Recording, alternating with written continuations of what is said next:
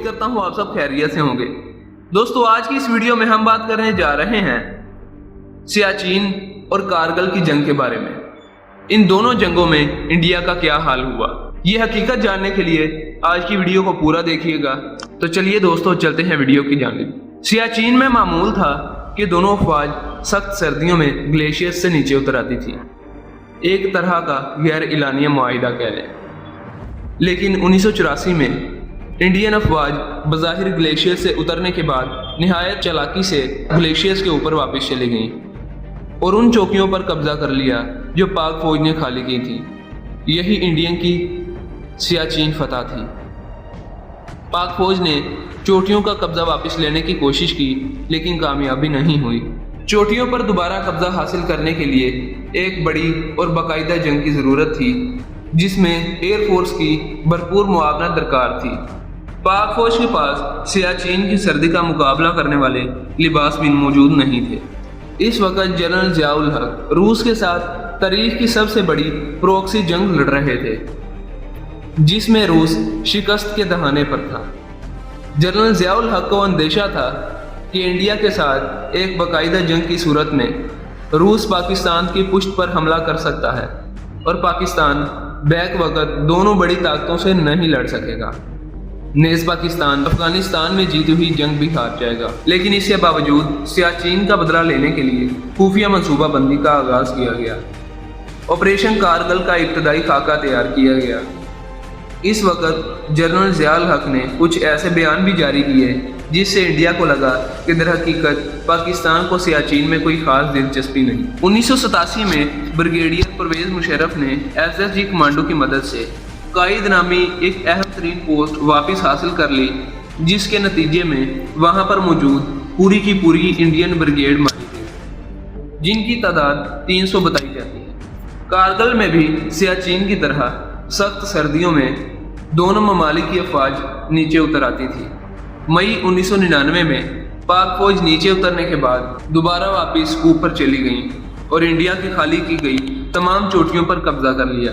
اس قبضے کے نتیجے میں سیاچین اور لداخ میں موجود انڈیا کی بہت بڑی فوج محصور ہو گئی اور ان کے لیے جانے والی اکلوتی سپلائی لائن پاکستان کے نشانے پر آ گئی۔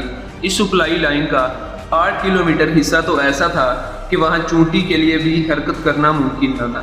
انڈیا نے قبضہ واپس حاصل کرنے کے لیے پوری طاقت کا استعمال کیا۔ اس جنگ میں انڈیا نے اسٹیٹ آف دی بفرز توپوں سمیت اپنی ایئر فورس کی پوری قوت بھی جھونک دی لیکن ناکامی ہوئی۔ پاکستان نے 6 اہم ترین چوٹیوں پر قبضہ کیا تھا جن میں سے صرف ایک پر ہی جنگ جاری تھی، باقی انڈیا کو نظر ہی نہیں آ رہی تھی۔ کل قبضہ کی گئی پوسٹوں کی تعداد 130 تھی جن میں سے انڈیا صرف 3 یا 4 ہی واپس لے سکا۔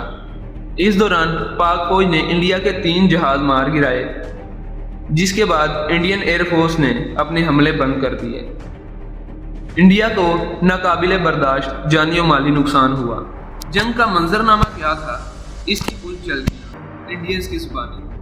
پاک فوج کے 10 سپاہی انڈیا کے 1000 سپاہیوں پر بھی بھاری پڑ رہے ہیں۔ بہاوالا انڈین ٹی وی۔ دن میں تو حرکت کرنے کا سوال ہی نہیں تھا، کھانا بنکروں میں بنتا تھا۔ دشمن کے مسلسل فائر سے ہمارا بہت زیادہ نقصان ہوا تھا۔ پاکستانیوں نے ہمیں اچھی طرح مار لگانے کے بعد چڑھانے کے لیے اپنے بنکروں سے باہر نکل کر بھنگڑا ڈالا اور کہا کہ اگر ماں کا دودھ پیا ہے تو مار لو، اور ہمارے جوان اتنے گھبرائے ہوئے تھے کہ کسی نے فائر تک نہیں کیا۔ ہماری بہت بے عزتی۔ یہ بیان ہے میجر جنرل GD بخشی کا۔ کارگل جنگ حقیقت میں بھارت نے نہیں جیتی۔ بھارتی فوج کے سابق جنرل کشمپال کا اعتراف۔ دوران جنگ ہی انڈیا نے LOC کراس کر کے پاک فوج کی کارگل کے لیے رسد کاٹنے کی کوشش کی۔ یہ کوشش کرنے والے انڈین فوجی نہ صرف پاک فوج کے ہاتھوں مارے گئے بلکہ کئی زندہ بھی گرفتار ہوئے۔ اس وقت پرویز مشرف نے بیان دیا کہ اگر انڈیا نے جنگ بڑھائی تو پاکستان آخری حد تک جائے گا، جس کے بعد انڈیا جنگ صرف کارگل تک ہی رکھنے پر مجبور ہو گیا۔ انڈیا کو یہ خدشہ پیدا ہو گیا تھا کہ اگر جنگ چند اور ماہ جاری رہی تو کشمیر میں محصور کئی لاکھ انڈین فوج رسد ختم ہو جانے کی وجہ سے ہتھیار ڈال دے گی۔ انڈیا اقوام متحدہ اور امریکہ کو پاکستان پر دباؤ ڈالنے کے لیے مجبور کرتا رہا۔ बालाखिर 4 जुलाई 1999 को नवाज शरीफ ने सदर क्लिंटन से मुलाकात के बाद पाक फौज को कारगिल की चोटियां खाली करने का हुक्म दे दिया।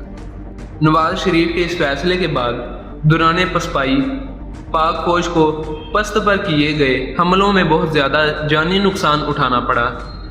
इंडिया और विकीपीडिया का दावा है कि इंडिया दौरान जंग ही तकरीबन 80% कारगिल वापस ले चुका था। यहाँ मेरा एक सादा सवाल है कि अगर इंडिया 80% कारगिल वापस ले ही चुका था तो जंग बंदी के बाद चोटियों से वापसी करने वाली 4000 पाक फौज कहाँ बैठी रही? हवा में। पाकिस्तान के मुताबिक इंडिया के 2000 के करीब फौजी मारे गए, जबकि इंडिया अपनी 700 फौजियों की हलाकत तस्लीम करता है। इंडिया के मुताबिक पाकिस्तान के 700 फौजी मारे गए, जबकि पाकिस्तान अपने 400 फौजियों की शहादत तस्लीम करता है। ख्याल रहे कि पाकिस्तान के तकरीबन 400 में से 300 के करीब फौजी दौरान पसपाई चौकियों से निकलने के बाद और पुस्त पर किए गए हमलों में शहीद हुए। कैप्टन कर्नल शेर खान इन चंद जवानों में से थे जिन्होंने पोस्टें खाली करने से इनकार करते हुए महज 27 साथियों के साथ इंडिया की 2 बटालियन फौज का ताशहादत मुकाबला किया। पाक फौज ने कारगिल में बिल्कुल वही ऑपरेशन किया जो इंडिया ने सियाचिन में किया था।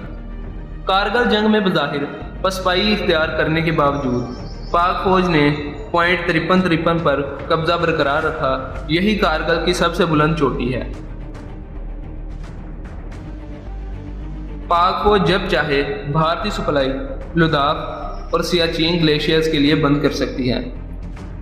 यहीं से टाइगर हिल और इर्द गिर्द का इलाका पाकिस्तानी तोपखाने की जद में आता है। पाक फौज यहाँ पक्के बंकर बना चुकी है और सप्लाई के लिए सड़क भी तामीर कर ली गई है। दोस्तों, आज की ये वीडियो बस यहीं तक थी।